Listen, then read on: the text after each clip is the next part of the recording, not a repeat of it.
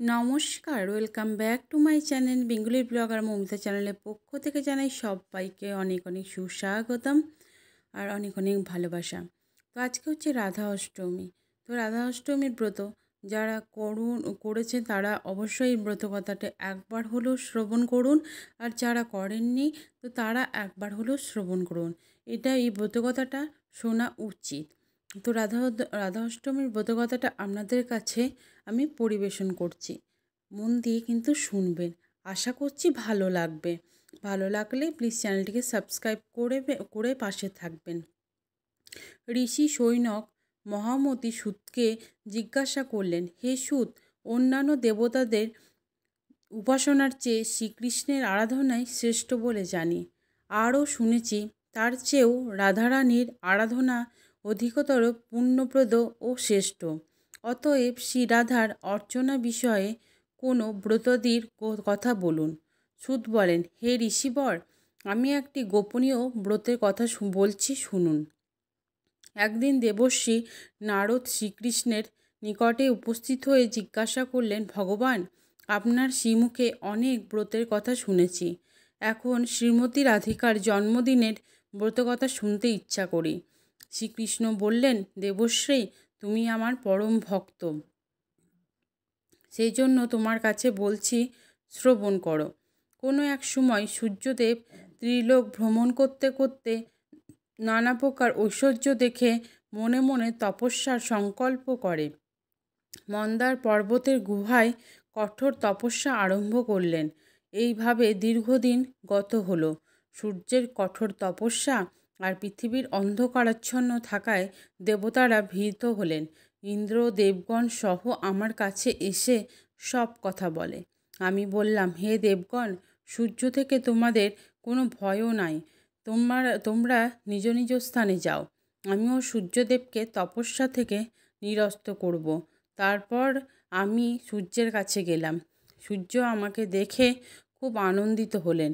তিনি বললেন, হে শ্রীহরি, আপনার দর্শন পেয়ে আমার জন্ম তপস্যা সার্থক হলো। যিনি সৃষ্টি, স্থিতি, সংহার কর্তা, ব্রহ্মা, বিষ্ণু, মহেশ্বর, যাকে সবসময় চিন্তা করেন, তাকে দর্শন করে আমি ধন্য হলাম। আমি সন্তুষ্ট হয়ে সূর্যকে বললাম, হে দিবাকর, তুমি তপস্যায় সিদ্ধি লাভ করেছ। এখন বর প্রার্থনা করো। তুমি আমার পরম ভক্ত, সেই জন্যই তোমাকে আমি দর্শন দিলাম। এই কথা শুনে সূর্য বললেন, হে প্রভু, আমাকে একটি গুণবতী কন্যার বর দিন। আপনি চিরদিন সেই কন্যাটির বশীভূত থাকবেন। এছাড়া আমার আর কোনো ইচ্ছাও নেই। আমি তথাস্তু বলে তাকে বললাম, এই ত্রিলোকে আমি একমাত্র শ্রীরাধিকারই বশীভূত। শ্রীরাধা এবং আমাতে কোনো প্রভেদ নেই। আমি পৃথিবীর ভার লাঘবের জন্য বৃন্দাবনে নন্দালয়ে অবতীর্ণ হব এবং তুমিও সেখানে বৃষভানু নামে রাজা হয়ে জন্মগ্রহণ করবে। শ্রীরাধা তোমার কন্যারূপে অবতীর্ণ হবেন। তারপর শ্রীহরি মথুরায় জন্মগ্রহণ করে নন্দালয়ে এলেন। সূর্যদেব বৈশ্যকুলে জন্মগ্রহণ করে বৃষভানু হলেন। গোপকন্যা কৃতিদার সঙ্গে তার বিবাহ হলো। যথা সময়ে ভাদ্র মাসের শুক্লপক্ষের অষ্টমী তিথিতে বিশাখা নক্ষত্রে কৃতিদার গর্ভে রাধিকা জন্মগ্রহণ করলেন। গোপীরা আনন্দ উৎসবে মেতে উঠল। আমার মায়ায় মুক্ত হয়ে রাধিকা আমাকেই পতিত্বে বরণ করতে ইচ্ছা করলেন। যথাকালে আয়ান ঘোষের সঙ্গে শ্রীরাধার বিবাহ হলো বটে, কিন্তু আমাকে পরম পুরুষ জ্ঞানে আমার সঙ্গে বিহার করতে লাগলেন। শ্রীরাধার এই জন্মতিথিতে গন্ধ, পুষ্প, ধূপ, দীপ, নৈবেদ্য ও বসন ভূষণ দ্বারা শ্রীরাধার পূজা করে নানা প্রকার মহোৎসব, ক্রীড়া, কৌতুকাদি করতে হয়। রাধার সখীবৃন্দ, গোপিকাবৃন্দ, কৃতিদা, বৃষভানু প্রভৃতিরও পূজা করতে হয়। তারপর ব্রতকথা শুনে সেদিন উপবাসী থেকে পরদিন বৈষ্ণবদের সঙ্গে প্রার্থনা করতে হয় এবং রাধা নামের সঙ্গে কৃষ্ণ নাম যুক্ত করে জপ করলে যাবতীয় মন্ত্র জপের ফল লাভ হয়। তপ জপে আমার যেমন সন্তোষ জন্মে, আর একবার রাধা নাম উচ্চারণ করলে তার চেয়ে সহস্রগুণ বেশি আমি সন্তোষ লাভ করি।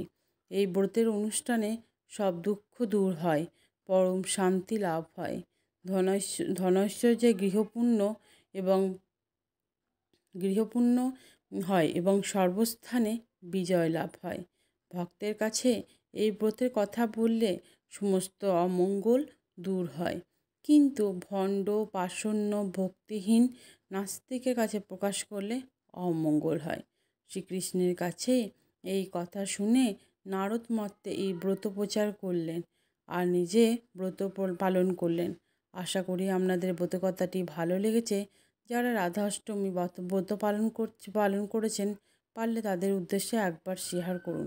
সবাই ভালো থাকুন, সুস্থ থাকুন এবং সাবধানে থাকুন, এই কামনা রেখে আজকে এখানেই শেষ করলাম। নমস্কার, ধন্যবাদ। ঈশ্বর আপনার মঙ্গল করুন। জয় শ্রীকৃষ্ণ, রাধে রাধে। সবাই কিন্তু কমেন্টে কিন্তু জয় শ্রীকৃষ্ণ, রাধে রাধে এইটা কমেন্ট করে যাবেন। সবাই ভালো থাকবেন।